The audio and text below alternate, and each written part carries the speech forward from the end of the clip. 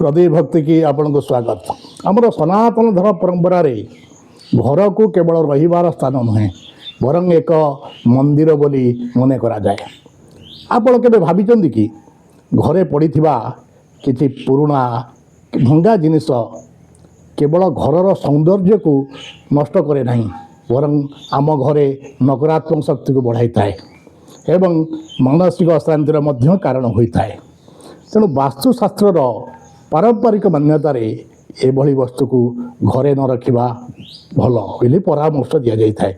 आसंतु आम जाना से 10टी भंगा जिनिस विषय जाना पूर्वर आपण को गोटे मोर छोटी अनुरोध भिडियोटी की शेष पर्यटन देखूँ एवं जदि भिडियोटी आपन भल लगी ताले लाइक करूँ शेयर करूँ एवं कमेंट रे जय सीताराम बोल लिखि दिंतु एवं जदि नुआ करी मो चैनल टी देखुता तेरे निश्चय सब्सक्राइब करूँ। किछि भंगा जिनिस घरे दीर्घ समय रहिले नकारात्मक शक्ति की बढ़ी पारे एवं मानसिक अशांति मध्य उपजाई थाए। तेणु से जिनिस को घरे वर्जन करने दरकार। प्रथम होची भंगा आईना। आईना आलोक प्रतिफलन प्रतीक। भंगा आईना को घरे रखा अनुचित। यह घर सौंदर्य को नष्ट करे एवं असावधानता जो क्षति मध्य पहुँचाई पारे। तेणु ताकू बाहर फोपाड़ी दबा दरकार।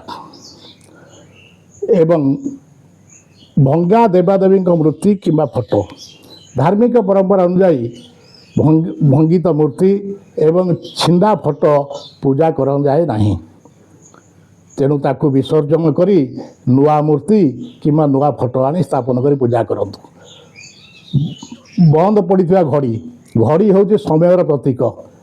तेणु घड़ी की फोपाड़ी दियंतु किंबा सजाड़ी दियंतु किंबा बदलाई दियंतु। जेला भंगा काचर जिनिस सुरक्षा दृष्टि एगुड़िक हटाई देवा भल।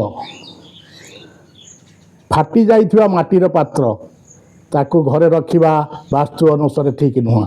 ए घरे नकारात्मक परिवेश को वृद्धि करे।